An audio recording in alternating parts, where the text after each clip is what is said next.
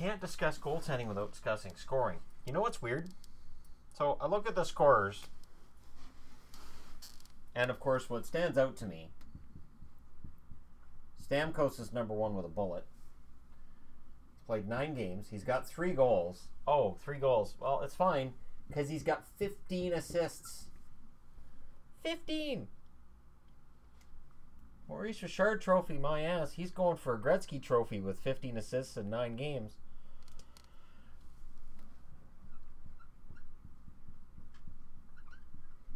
And then the other half of the dynamic duo, 10 goals, 6 assists, 16 points. They're 1 and 2 in scoring in the NHL. While I talked about goaltending being early and I said, well, it's too early to really say anything, I don't think it's too early with scoring. I really think that some of these top guys are going to remain there. Now, where it gets kind of, I don't know, maybe. It's when you get to Schwartz. And I like Jaden Schwartz. It's not that I don't like him. I don't know if he's a 100-point scorer. I don't know if he's going to be the number 3 scorer in the NHL this year. Then you get into Backstrom. And the Capitals have eased off from their fast start, but you can't ignore what they've done with 12 points.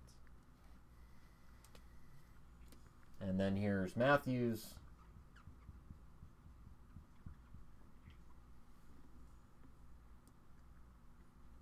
And for the record, just as like an FYI, I'm done answering questions on Austin Matthews. It's exhausting. It's exhausting. He's on pace for 70 goals and 120 points. Sure he is. It's fine. It's fine. But I'm done answering questions because I feel like I've said everything that can be said about him. And if I start doing videos about Matthews and the start he's had, then I'm just making an Austin Matthews video for the sake of making an Austin Matthews video. And the problem is, sports right now are Austin Matthews videos, and this channel's for something else. Like, for instance, Kuznetsov, who's got 12 assists in 9 games. No goals. But that's okay when you've got 12 assists. Now here's where it gets tricky. Because for me, the next one on the list, and you have to mention him, there's a bunch of guys at 11 points, so I'm just going to have to do a little bit of a pick and choose here in terms of who I write on the board. Ovechkin's 10 goals in 9 games is awesome. It really is. It's an impressive run. And before I get accused of not reporting on this, Goudreau has 11 points in 8 games. So he's having a good start. And you look down the charts, and Pietrangelo stands out with 11 points in 9 games as well. I know, Pietrangelo. I still ask his Uncle Frank about that. Okay, Patrick Kane, 11 points in 9 games. Evander Kane with 11 points in 9 games. Philip Forsberg, 11 points in 9 games. And here's the one that really, really pops. What in the world is going on? I knew he'd be better, but Jason Pominville, 9 games, 5 goals, 6 assists, 11 points. How in the world does Pominville have 11 points? That's insanity. And of course, one of the big debates during the offseason was the future of Kopitar. Apparently it's brighter than we thought. 7 games, 6 goals, 5 assists, 11 points. And his teammate, who everybody keeps saying, well, he won't keep that up. No, Dustin Brown won't score at a 120-point pace for long. But he's played really, really well. And you can't discount how well he's played. And another one who gets maligned a lot, and I think it's because of the draft class. There was some other guy in that draft. Eichel's got 11 points. But keep this in mind. McDavid, who I'm going to put over here, 7 games, 8 points. So technically, unless McDavid gets 3 points in his next game, Eichel is outplaying McDavid. Is he going to get credit? Hell no. No, of course not. Eichel won't get credit for having 11 points in 9 games. Until, this is 70 games and he's got 90 points. And then people are going to go, wait, Eichel's finally good now.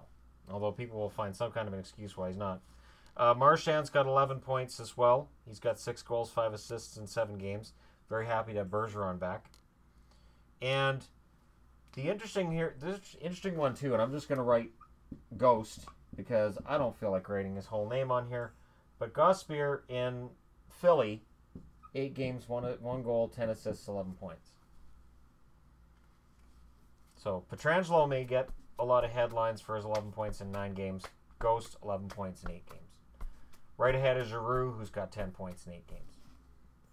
This, again, between the goaltending and this is awesome. 9 games, 18 points. Stamkos is on pace for 160. He's not going to get there. Is he going to hit 100? He should. If he scores a point a game from here, he scores 91. So he should be able to hit 100 now. That shouldn't be a huge problem. And Kucherov should hit 100 too.